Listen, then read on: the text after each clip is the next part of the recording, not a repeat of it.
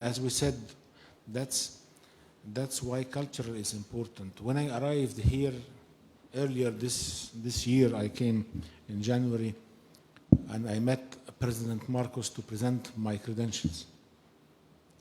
And I had this idea in mind that promote business, and this, of course it's important. Business is very important, and we are both, as Ambassador Tago said, we have many similarities of number of citizens and remittances and production and everything.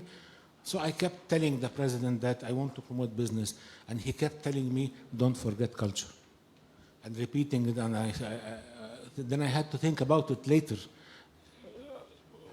Why he kept mentioning, don't forget culture. Culture is, of course, when you stay for a longer time here in the Philippines, you figure out that culture is one of the ways to promote your country in general, which brings anything else, political cooperation, economic, trade, investments, whatever.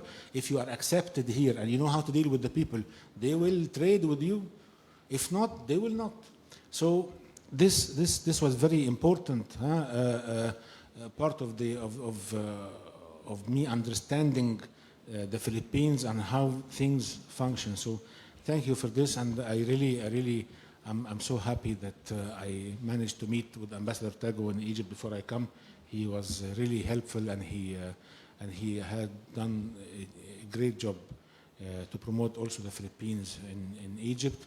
And also one of the things that I want to mention here, that with the Director General of the FSI, he gave us the opportunity not only to talk today, but also to help teaching Arabic language in the Foreign Service Institute.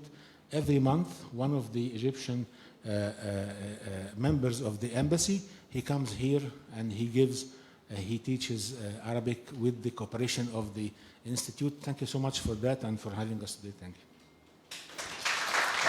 Thank you. Thank you, everyone, for your active participation, and to your